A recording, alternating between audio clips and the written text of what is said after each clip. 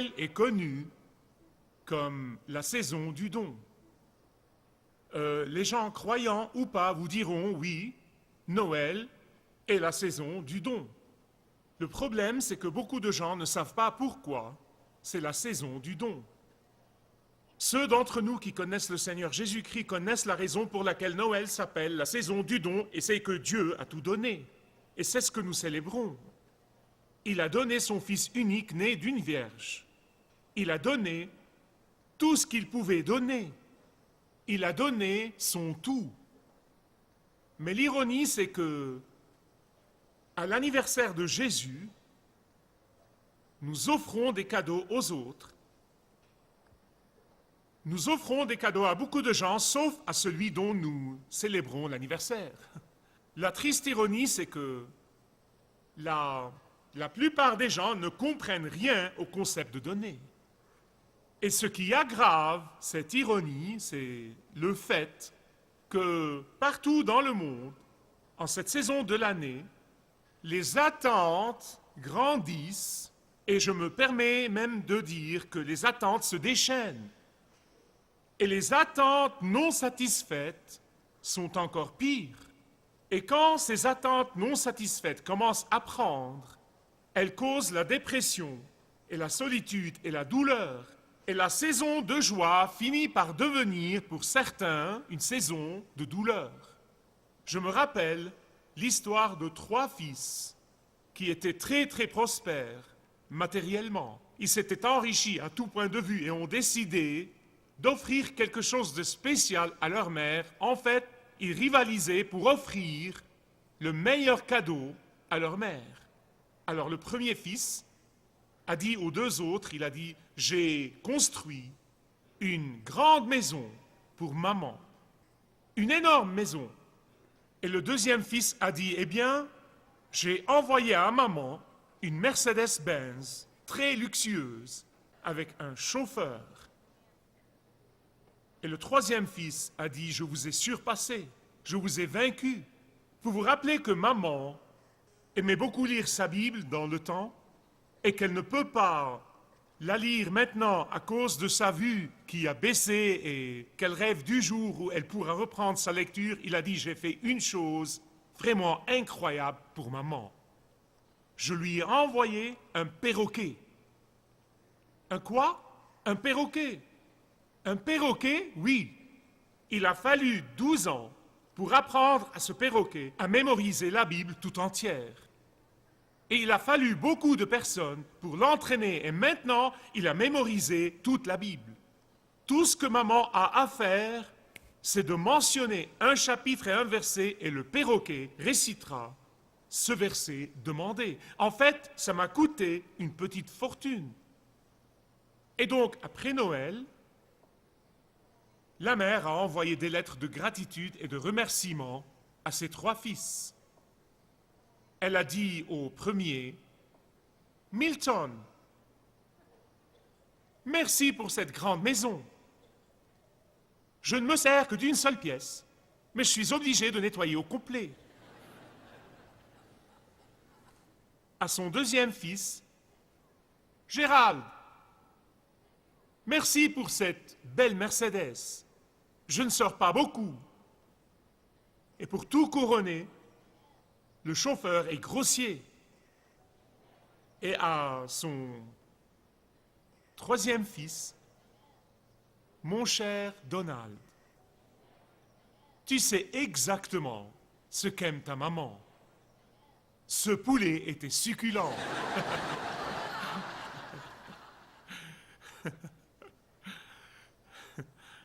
Comme déception, ça se pose un peu là.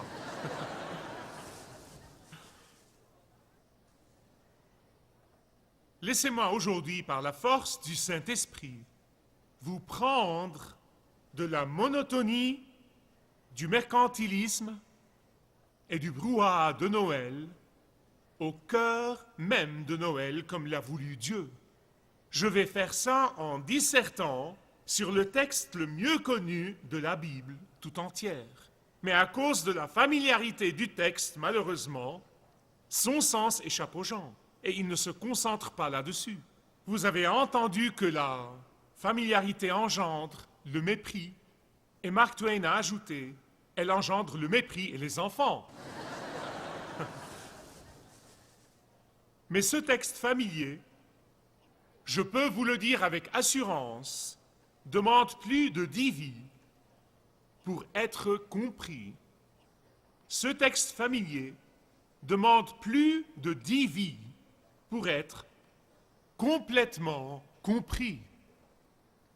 Car Dieu a tant aimé le monde qu'il a donné son Fils unique, afin que celui qui, l'ancienne version de King James dit quiconque, croit en lui, ne périsse point, mais qu'il ait la vie éternelle. Juste en quelques mots, l'apôtre Jean nous a résumé le message tout entier du Nouveau Testament. Comme quoi Dieu est un Dieu généreux, Dieu est un Dieu d'amour, Dieu est un Dieu accueillant, et ce sont les 3 aspects que nous allons étudier. Dieu est un Dieu généreux. Dieu donne par amour. Et parce que Dieu donne par amour, de ce fait, il ne donne pas en partie. Dieu n'a pas donné un chèque cadeau de lui-même.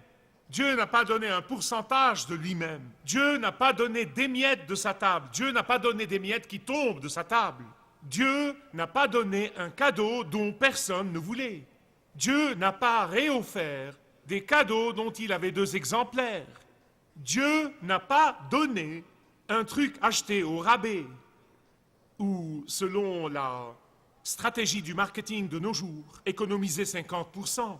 Que signifie économiser 50%? Je ne pourrai jamais l'assimiler. Économiser 50%, ma femme le croit vraiment, vous savez. Économiser 50%. Et je dis, eh bien, j'ai une meilleure idée. Économisons 100% et ne l'achetons pas. Je suis radin dans ce cas. Mais vous voyez, quand Dieu s'est manifesté à l'humanité, il a donné tout ce qu'il avait. Quand Dieu a manifesté son amour à l'humanité, il a donné à tel point qu'il ne restait plus rien à donner. Quand Dieu s'est donné et a manifesté son amour à l'humanité, il s'est donné lui-même. Et c'est très différent de notre façon de donner. Quand vous et moi nous donnons un peu de ceci, un peu de cela. Nous ne donnons pas tout, car nous savons que nous devons budgétiser et planifier. Quand Jésus-Christ est venu sur cette terre, il n'a rien épargné au ciel et a tout donné à l'humanité. C'est ça, car Dieu a tant aimé le monde qu'il a donné. Comment répondons-nous à son don? Et voilà une autre triste ironie. La façon dont nous répondons à son don, c'est de prendre cet amour comme allant de soi. Beaucoup d'entre nous, la façon dont nous répondons à son don, c'est de penser qu'il nous est dû. Je l'ai mérité. Nous échangeons des cadeaux au lieu de donner à celui qui nous a tout donné. Avez-vous jamais assisté à un anniversaire où la personne dont on célèbre l'anniversaire se met au coin et regarde les invités en train de célébrer et échanger des cadeaux de valeur entre eux? Ne me comprenez pas mal, je n'ai rien contre les cadeaux, je ne suis pas un grippe-sou. C'est beau d'offrir des cadeaux, mais écoutez, n'oubliez pas l'anniversaire de qui vous célébrez et n'oubliez pas à qui vous êtes censé offrir les cadeaux. Dieu a donné son tout. C'est le don complet. Deuxièmement, l'amour de Dieu est un amour total. Et je ne peux pas m'empêcher d'y penser. Je vous prie d'imaginer 2 scénarios. Scénario numéro 1. Un homme et une femme sortent ensemble depuis longtemps. Ils sortent ensemble depuis des années. Et après toutes ces années, l'homme se décide à faire le pas, tout comme la limace escalade la montagne. Avez-vous jamais vu ça? Quelqu'un qui fait quelque chose à contre-cœur, il regarde la fille et lui dit « Je pense que nous ferions mieux de penser au mariage, pas toi? Je ne suis pas une femme, Mais je peux vous dire que pour une femme, ce n'est pas exactement exaltant. Non, mais ça ferait l'effet d'une douche froide. Amen? Les dames n'ont pas dit Amen, mais elles le diront dans un instant. Laissez-moi vous donner le second scénario. Le second scénario est le suivant. Après être sortis ensemble pour quelque temps, le type est profondément amoureux de la fille. Il sort et dépense une fortune, peut-être toutes ses économies, pour acheter la bague. Et il apporte la bague dans une boîte, un bouquet de fleurs dans la main. Il plie le genou et il lui dit « Chérie, je t'aime de tout mon cœur. Oh, chérie, crois-moi, tu es la première pensée qui me vient à la tête quand je me réveille le matin et tu es ma dernière pensée quand je vais au lit le soir. Je t'aime de tout mon cœur et de tout mon être. Tu es tout pour moi. Chérie, je suis prêt à mourir pour toi. Chérie, même s'ils essayaient de me tuer, ils ne pourraient jamais m'éloigner de toi. Voulez-vous que je continue? Vous avez compris? Vous avez saisi? D'accord, je vais m'arrêter. Maintenant, mesdames, je vous prie d'être franches avec moi. Quel scénario, lequel des deux choisiriez-vous? Que Dieu vous bénisse. Aussi passionnant et merveilleux et exaltant que soit le scénario numéro 2, ce n'est qu'un milliardième, je viens de forger un mot nouveau, ce n'est qu'un milliardième d'une fraction de l'amour de Dieu pour ses enfants. Dieu a tant aimé. Ah, non pas avec une bague et de belles fleurs, non, non, non, non, bien plus que ça. Dieu a tant aimé qu'il s'est donné. Et écoutez, Dieu ne s'est pas donné à quelqu'un qui est beau, il ne s'est pas donné à quelqu'un qui est charmant. Non, non, non, non, il s'est donné à des gens enlaidis et défigurés par le péché, à des gens enlaidis par l'arrogance et la suffisance. Il s'est donné à des gens enlaidis par la haine, à des gens enlaidis par l'ingratitude. Il s'est donné à des gens qui l'ont méprisé et qui l'ont snobé, des gens enlaidis par l'ignorance de son amour, des gens enlaidis de par l'adoration des dons et non pas de celui qui les a donnés. Bien-aimés, je veux vous dire que ces gens sont vous et moi devant le Christ. Ces gens sont vous si vous n'avez pas reçu le Christ dans votre vie. Le péché nous a enlaidis, mais Dieu nous a aimés quand même.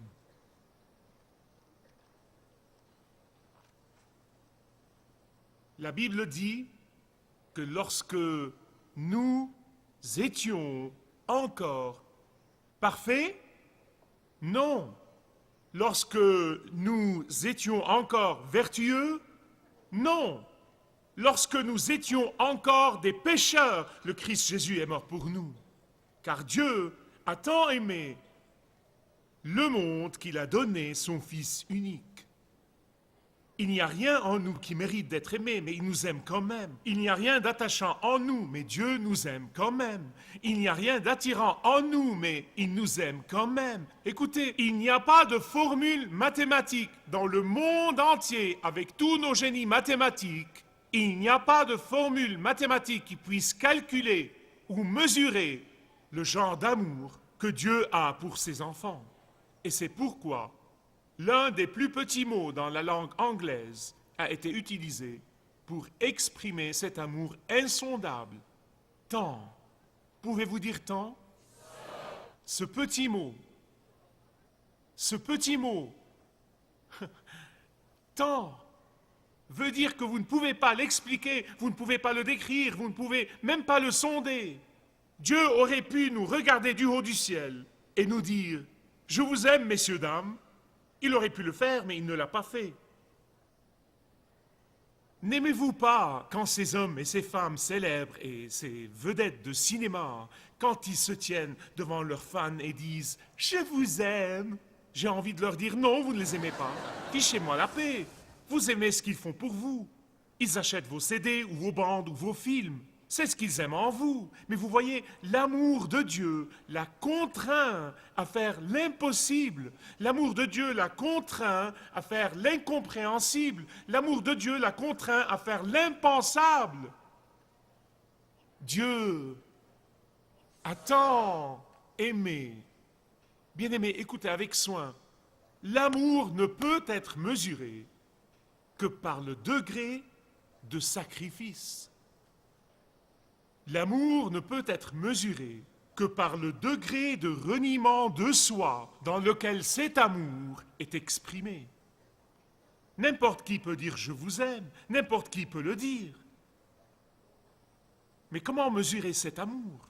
Par le degré de sacrifice, par le degré d'abnégation. Dieu a tant aimé le monde. Quand Dieu a voulu toucher notre pensée limitée pour nous aider à calculer, à assimiler et à comprendre dans une certaine mesure ce concept, comme quoi le Dieu de gloire qui a dit que la lumière soit et la lumière fut, a mis de côté cette gloire et est descendu sur terre. Il a choisi quelque chose d'inhérent et de cher à la culture hébraïque dans laquelle il est né, quelque chose que nous ne pouvons même pas complètement comprendre. Et c'est la relation entre père et fils. Dans la culture hébraïque, la relation entre père et fils est indissociable. Et quand Dieu s'est révélé, il s'est révélé dans la culture hébraïque comme fils. Et tout le peuple juif qui écoutait ces mots comprenait ce qu'il voulait dire. Or, certains les ont refusés, mais ils les ont au moins assimilés. Mais aucun de nous n'est disposé à sacrifier son fils ou sa fille pour un criminel. Mais c'est ce qu'a fait Dieu. Lorsque nous étions encore pécheurs, Christ est mort pour nous. Son don total, son amour total et son accueil total. Car Dieu a tant aimé le monde afin que quiconque croit en lui ne périsse point. Il parle dans cette parole du châtiment éternel, il parle du tourment éternel en enfer dans la géhenne. Ne périsse point, mais qu'il ait la vie éternelle avec Jésus au ciel. De grâce, de grâce, de grâce, ne manquez pas ça. S'il y a un message qui échappe à notre génération aujourd'hui, s'il y a un message que notre génération ne comprend pas bien, c'est la vérité centrale. La parole de Dieu ne dit pas « car Dieu a tant aimé le monde afin que tout le monde aille au ciel ». Ce n'est pas ça, ce n'est pas ce qu'elle dit là. Votre Bible dit-elle ça? Elle ne dit pas « afin que tout le monde ait la vie éternelle », non. C'est un mensonge qui s'est répandu à travers les médias, à travers certaines églises dénominationnelles et même quelques églises évangéliques. Comme quoi tout le monde ira au ciel à la fin. Bien-aimé, c'est un mensonge du fond de l'enfer. Et il y aura des gens là-bas dans le tourment, dans les ténèbres, dans le gouffre sans fond, qui maudiront ceux qui leur avaient raconté ce mensonge. Ce mensonge envahit le monde et il dit que tout le monde ira au ciel. Rien ne peut être plus loin de la vérité. Seuls ceux qui croient à celui qui est né d'une vierge, est mort sur la croix et ressuscité, aura la vie éternelle. Eh bien, comment parvenir à ça? Comment y arriver? En reconnaissant que Jésus seul peut vous donner la vie éternelle au ciel et personne d'autre.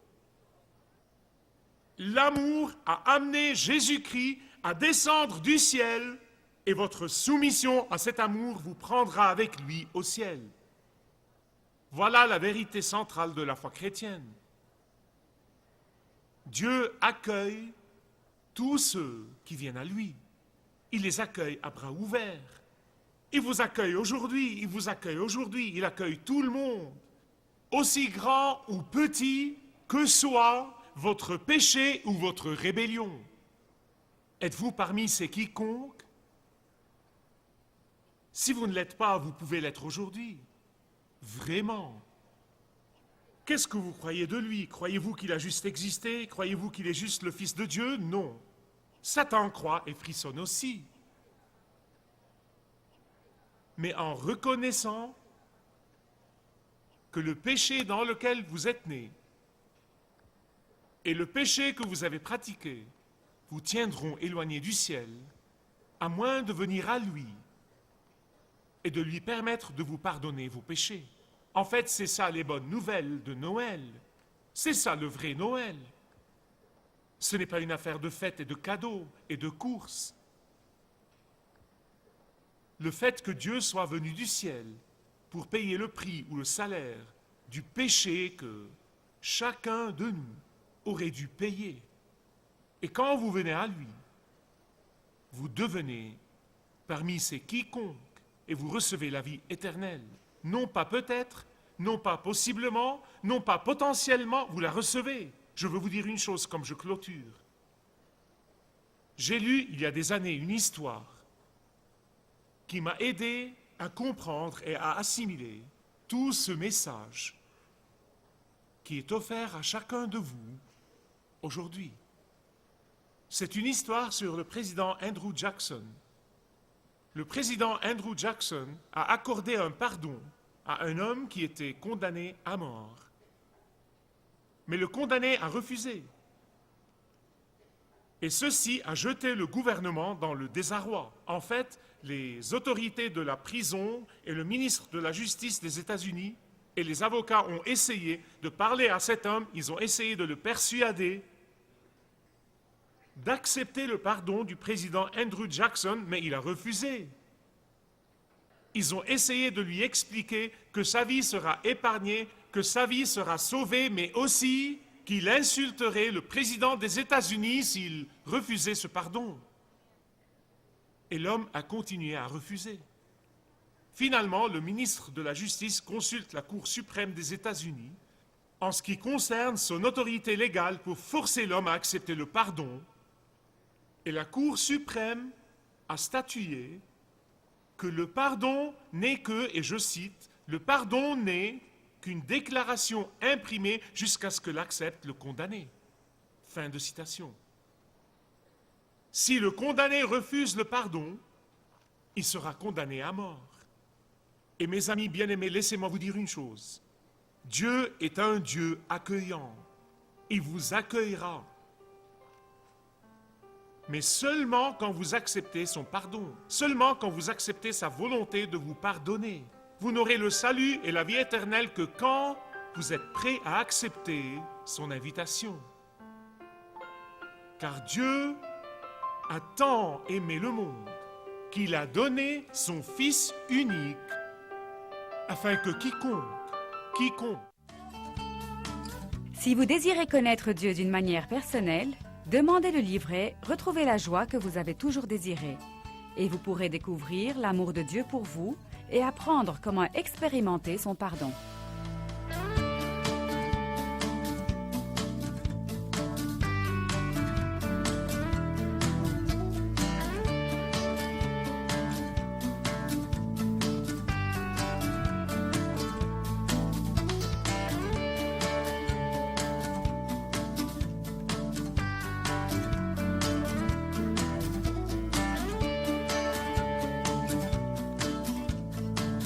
Si vous avez une relation personnelle avec Dieu et vous êtes intéressé à marcher plus intimement avec lui, demandez le livret « 7 pas sur le chemin de la foi » qui vous guidera dans une relation plus profonde avec votre Père Céleste. Demandez votre livret gratuit.